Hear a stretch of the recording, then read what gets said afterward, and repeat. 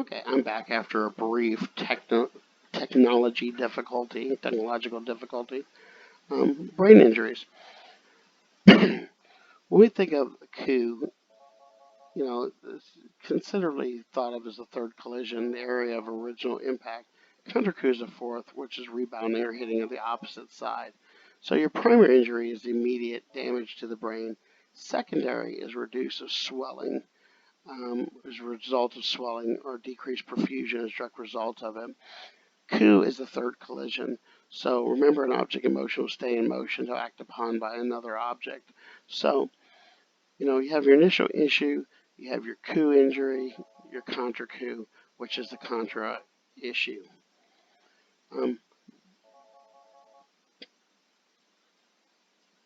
Brain anatomy, intracranial volume consists of three things.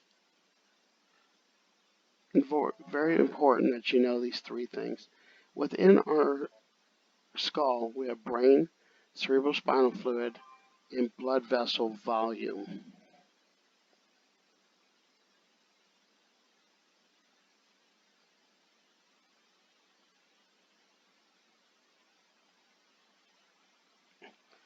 So, brain, cerebrospinal fluid, blood vessel volume. The blood vessels dilate with high CO2, and they'll constrict with low CO2. Okay. One thing to keep in mind in that is a common treatment that's been done forever, which has recently, within the past couple of years, been not recommended, is hyperventilating patients with head injuries.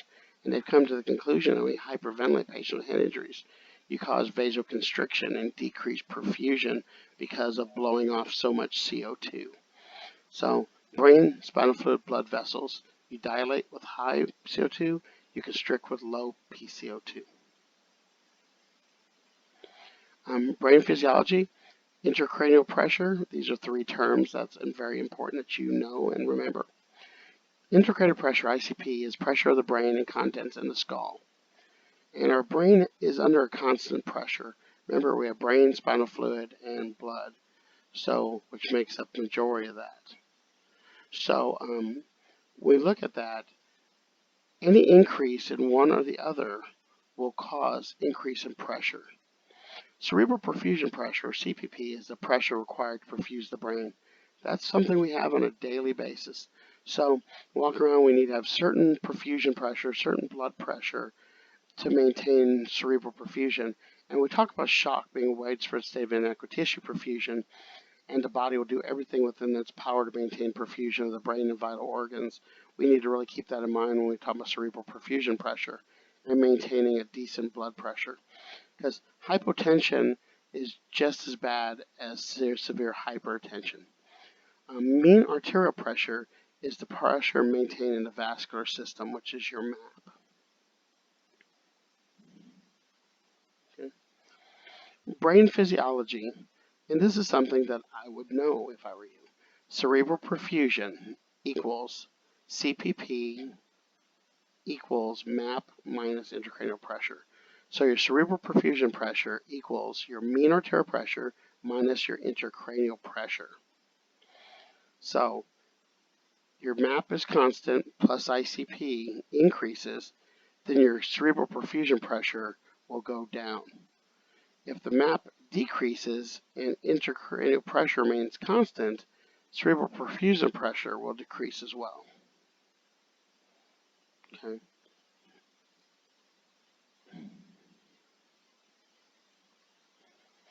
Cerebral perfusion, hypotension, not tolerated with ICP very well. When MAP decreases plus ICP increases, your cerebral perfusion pressure becomes very critical at that point.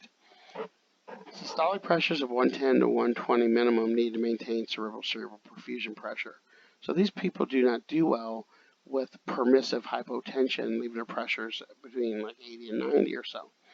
So you do need a higher blood pressure to maintain cerebral perfusion pressure. This becomes a hard thing to accomplish when you got multi-system trauma involving the head, chest, or other organ systems. Increasing intracranial pressure, the things that we see, is respiratory will increase decrease or become irregular. Pulse will decrease. It'll become very bradycardic. Blood pressure will increase, or you get widening pulse pressure, meaning that your top number of your blood pressure systolic has a significant separation from your diastolic. Cushing's reflex or Cushing's triad is as integrated pressure increases, your systolic blood pressure will go up. If you think about it, when you get swelling in the head, you need a higher cerebral perfusion pressure. So blood pressure will go up. As systolic blood pressure increases, the pulse rate will decrease. Okay. This is to maintain homeostasis, to prevent from having overperfusion or overpressure in the brain. The injured brain, cerebral herniation syndrome, is when the brain is forced downward through the foramen magnum. Cerebral spinal flow becomes obstructed. You get pressure on the brainstem, which controls our breathing and a lot of our vegetative functions. The level of conscious LOC will decrease, and these patients will become unconscious, comatose very, very quickly. Cerebral herniation syndrome, things you see is ipsilateral pupil dilation. You'll see an outward, downward deviation. You'll see contralateral paralysis or cerebral posturing. So you might see paralysis on the opposite side of the body of the side of the brain that's affected. You may see respiratory arrest, and if not corrected, death. And a lot of brain deaths are very difficult to prevent. So hyperventilation syndrome, you need to be very, very aggressive as far as treatment. Hyperventilation is indicated. I know this sounds contradictory because we talked about how if you blow off CO2, you cause increased vasoconstriction, decreased cerebral perfusion. But in the case of herniation syndrome, the aggressive therapy is needed. So for adults, you'll ventilate at 20 per minute. And if you think about it, that's not a whole lot, right? Because how many of us are really, when we bag somebody or ventilate someone by hand, are bagging over 20 per minute? 12 to 20 is normal, but hyperventilation is considered 20 or above per trauma guidelines. You want to ventilate 25 per children or 30 per infants. End-tidal should be between 30 and 35 is what we want to maintain it at. So remember, our brain does lots of things with CO2, and CO2 is monitored by our chemoreceptors located in our carotid bodies, the same as our baroreceptors, which measure pressure. Chemoreceptors measure CO2. Okay, facial injuries, very vascular. They bleed very briskly. Positive airway compromise. They may have aspiration. They may go into shock. Direct pressure to all soft tissue injuries. Suction, intubation as available. Okay. Scalp wounds. We run on these a lot. They bleed a lot really quickly. You might see shock in a child. However, if you see shock in an adult and all they have is a head laceration, we need to really look for other causes such as blunt or penetrating trauma to some other organ or organ system. So these do bleed quite a bit. You want to go ahead and just put some light pressure and bulky dressings over it. You never want to put direct pressure on a head injury that has like skull exposed. Last thing you want to do is push in a depressed skull fracture more. So you want to do some pressure, but use bulky dressings, and that way it's minimal. Management, if there's no unstable fracture, you can do direct pressure, obviously, in dressings. If there's unstable fracture, you avoid direct pressure. So you want to look very, very careful. You very rarely want to pack head wounds. You want to normally try to basically squeeze them closed as much as possible, put a dressing on it, and transport them to the hospital. Skull injuries, you have linear non-displaced. You have depressed, which you have a head dent in your head. You have your open, which is exposure from outside to inside. And you have an impaled object where something is stuck in the head. So different types of linear depressed or compound are different issues you'll see. Um, you want to always suspect a fracture if there's a large contusion or darkened swelling. One thing to keep in mind with this, especially in the elderly population, some elderly people have very loose skin, and like we pick them up like in an extended care center or nursing home, we find that their skull, they have these big hematomas because they fell out of bed, and a lot of people are like, well, they have this hematoma formation, but, you know, it's just because they're on blood thinners and this and that. But whenever there's a hematoma formation, we always need to suspect a skull fracture underneath it, and these people should be transported to the hospital. Management should be just a lightly placed dressing. You want to avoid excess pressure. Okay, concussion. There's no structural injury to the brain per se, but you do have other issues such as swelling and whatnot. Level of consciousness, they may have unconscious or confused, followed by return to normal consciousness. They may have retrograde or short-term amnesia. These are your patients who are involved in motor vehicle accidents or other things, and they're like, what happened? And you tell them, well, you were in a car accident. Okay, got that. So what happened? You were in a car wreck. So what happened? They keep asking the same stuff over and over because they don't remember. They might know what's going on right now, but they won't remember what happened prior to that. Associated symptoms are dizziness, headache, nausea, and or ringing in the ears, which is known as tinnitus. Okay. One thing to keep in mind about the very period of unconsciousness or confusion followed by return to normal consciousness. We talked about this involving issues to the temporal lobe, because behind the temporal bone we have the middle meningeal artery. And when someone gets a skull fracture there, they tend to have a loss of consciousness. Then they return to normal consciousness, and then as the bleeding increases, they herniate and die from that. So, always keep in mind when you see that lost consciousness followed by normal consciousness, they may have some significant underlying issue, and these patients generally should not be allowed to refuse. Cerebral contusion is just a bruise, so bruising of brain tissue. Remember, bruised tissue, just like myocardial contusions, doesn't work very well. With heart tissues, a myocardial contusion, the bruised heart doesn't conduct electricity nor contract very well. Bruising of the brain tissue can lead to increased swelling and decrease cerebral function. Level of consciousness, they may become unconscious or profound confusion or amnesia, and they may have focal neuroscience, or they may have personality changes. Remember, our personality center is more located towards the frontal lobe, so people that have had a frontal injury to their skull may exhibit, all types of personality changes, whether they be combativeness, whether they be sorrowful, whether it be joyful, so forth and so on. A diffuse axonal injury is, like we talked about, there's generalized edema. The skull is basically raked across the brain's raked across the skull. We see this with severe blunt head trauma. A lot of times you see unconsciousness, no focal deficits with this one. A anoxic brain injury could happen due to a cerebral artery spasm due to anoxia, or what they call a no reflow phenomenon. And this means the brain cannot restore perfusion of cortex after 4 to 6 minutes of anoxia. So irreversible damage occurs greater than 4 to 6 minutes. Hypothermia seems protective, however, it's still debatable. And one should never induce hypothermia in the field unless there's a mechanism for maintaining it. Because the worst thing you do is cool someone down and heat them up real quick. So the body does well with gentle changes and not subtle changes. So cerebral anoxia, we want to definitely watch that. We want to provide oxygenation to the person and do all definitive care.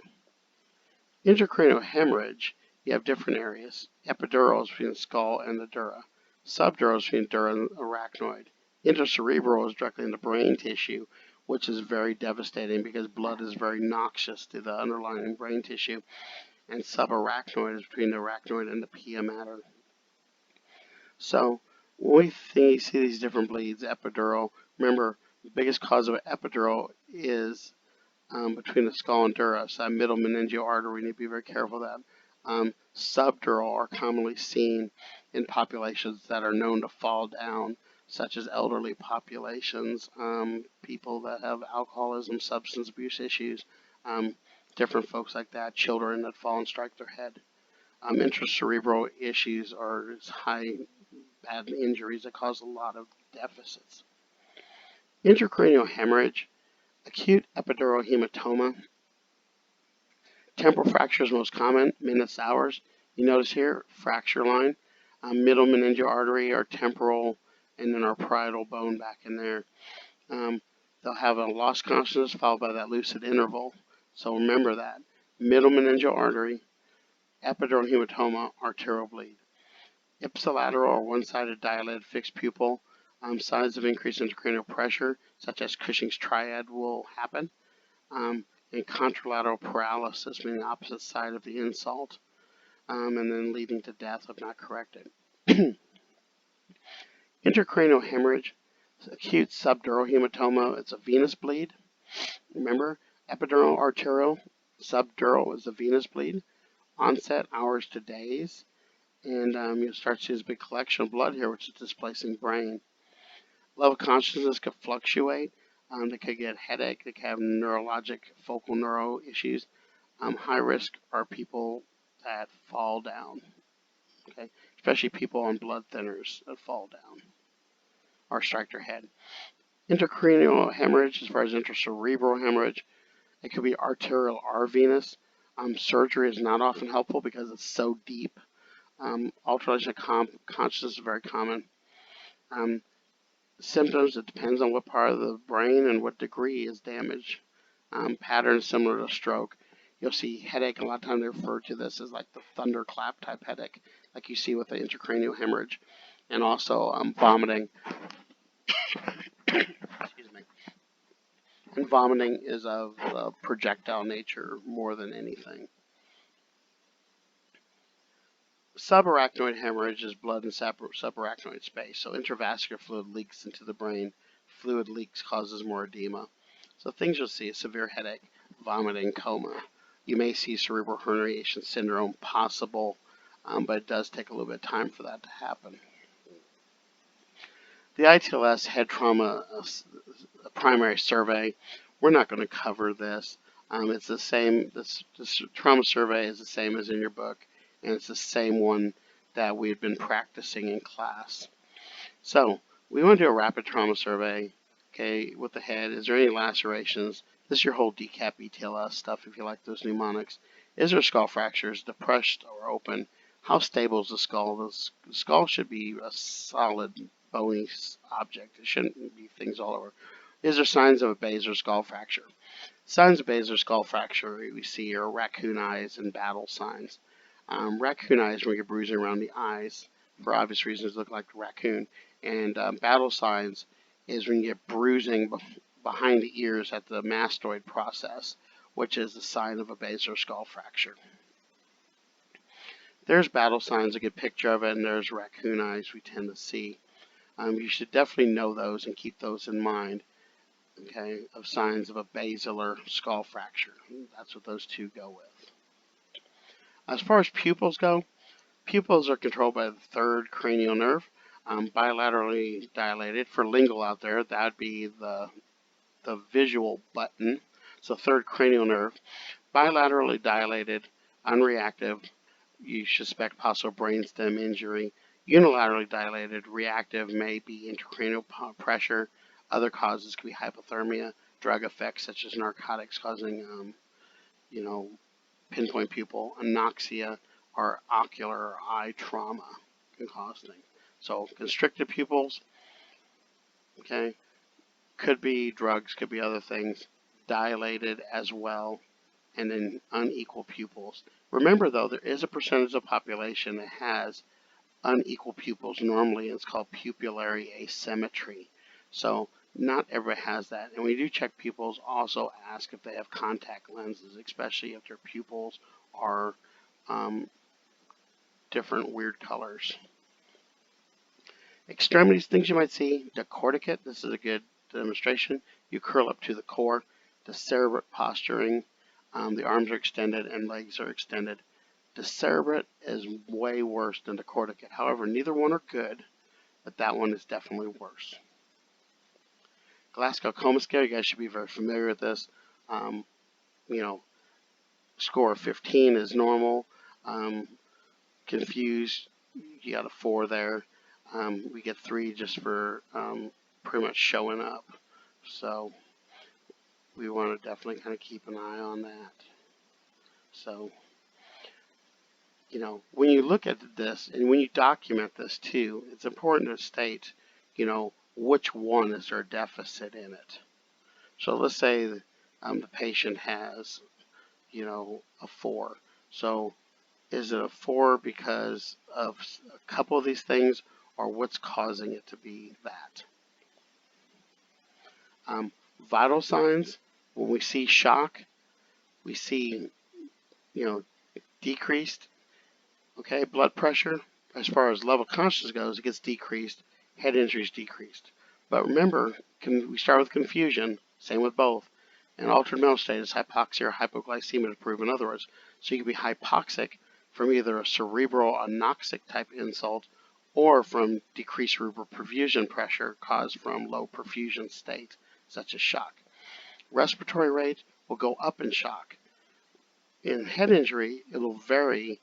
It may be decreased, but the pattern will not be regular. They'll go to like an alteration, either a Cheyne-Stokes, which is shallow to deep of periods of apnea, or fast and deep of periods of apnea, as some books say. But the pattern definitely changes. With pulse, with shock, the pulse goes up. Okay, with shock, if you have a bradycardic person in shock, okay, they're probably not in shock, or they have some other issue going on. So like a dysrhythmia or something like that. So blood pressure in shock goes down. Remember, the point of delineation between compensated and decompensated is the point where your blood pressure drops. Okay, with head injuries, the pressure is increased.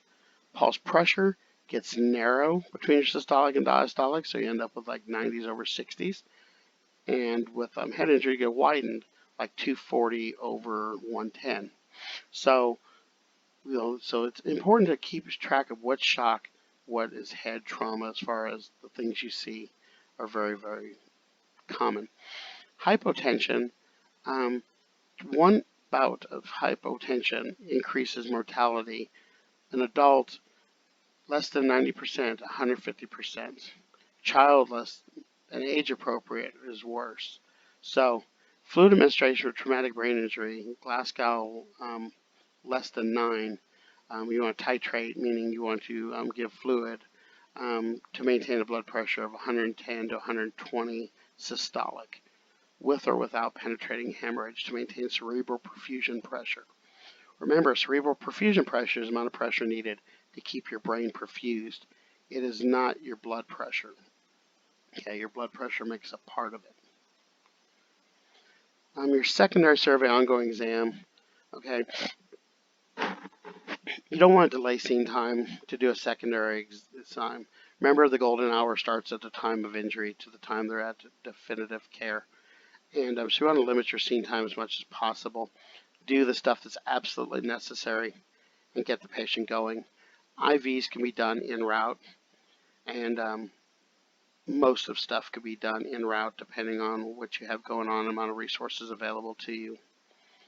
Okay, you always want to document level of consciousness, pupil size and reaction, Glasgow Coma Scale, and weakness or paralysis. And your ongoing neuro exam, you want to keep checking that to see if there's any changes or deficits. Management, as far as hypoxia, perfusion decreases. Perfusion decrease causes cerebral ischemia. Hyperventilation increases hypoxia. So remember, if they're hypoxic, if you hyperventilate, it increases hypoxia significantly more than it decreases ICP. So unless it's herniation syndrome, we don't really want to hyperventilate at all. And remember, hyperventilation will be greater than 20 for the head injury patient. And we want assisted ventilation, high flow oxygen as needed, one breath every 6 to 8 seconds. Maintain SpO2 at 95 or 94% or greater. End-tidal should be right at 30, 35. 35 to 45 is normal. End tracheal intubation should be done using apneic oxygenation strategies. Your patient should never be allowed to become hypoxic during an intubation attempt. Peri-intubation hypoxia just increases their chance of morbidity and mortality, or mortality and morbidity, and should always be avoided. No matter how quick you think you can intubate, you're not going to be any quicker than hypoxia setting in. So always high flow nasal cannula or non-rebreather, up to the moment you attempt, but that patient should always be, hyperoxygenated prior to intratracheal intubation attempts. Spinal motion restriction. You want to consider sedation if your patient is agitated or combative. Due to mechanism injury, we don't generally immobilize spines, but for unless it's significant mechanism injury. But if you have significant head trauma, we have to assume that the neck is very vulnerable and open to fractures. Therefore, cervical immobilization is very much appropriate. And if you're going to do cervical immobilization, spinal immobilization is still recommended. However, a lot of trauma docs want the patients off the board as soon as possible. The best way to mobilize the neck, though, is to have the patient in a C-collar fully immobilized to a board if you suspect a severe mechanism injury. Once you have them secured, you want to have suction hooked up and ready to go, turned on if at all possible, and continuously monitor for any chance of vomiting, and you want to avoid aspiration at all costs. Hyperventilation rates, okay, adults, normal is 8 to 10 per minute is what they're calling the normal respiratory rate. It used to be 12 to 20, 8 to 10 is pretty normal. And if you really count respirations, you'll see that's really normal. 20 or more is hyperventilation. Children, 15, 25, 20, and 30. Capnography, 30 to 35. 35 is absolutely normal. 35 to 45. 30 to 35 is at the low end of normal. So that's fine to do that. So summary, always know how the central nervous system works, know where all your buttons are. Essential for assessment and management. You want to do a rapid assessment. You always want to do airway management. Prevent hypoxia. Exams should start at the time you're at the patient and at the time that you're at the hospital. Altered mental status is common with head injuries. However, all patients who are altered should be considered hypoxic or hypoglycemic to proven otherwise. And any patient that's had a loss of consciousness followed by a lucid period following head trauma, especially to the temporal parietal side of the head, you should suspect an epidural hematoma, which is significant arterial bleed. So, with head trauma, definitely keep it straight as far as what maintains your cerebral perfusion pressures and what your MAP is and all that. Understand Cushing's triad, Cushing's reflex, and how blowing off CO2 leads to vasoconstriction through hyperventilation, and hypoventilation will actually lead to vasodilatation. So it's always good to keep in mind how all that stuff works. And even though we're not in class, we are in class, so keep track of what you're doing. You need to put in as much time as needed for you to comprehend the material. Like I've alluded to in all the past ones, feel free to email me, text me, send a message through our Facebook group, send something through me on Canvas, and do whatever you have to do. And Kevin and I will be glad to answer any questions you have, provide further clarification or anything like that. So just keep me in the loop, let me know what you need, and you all have a good night.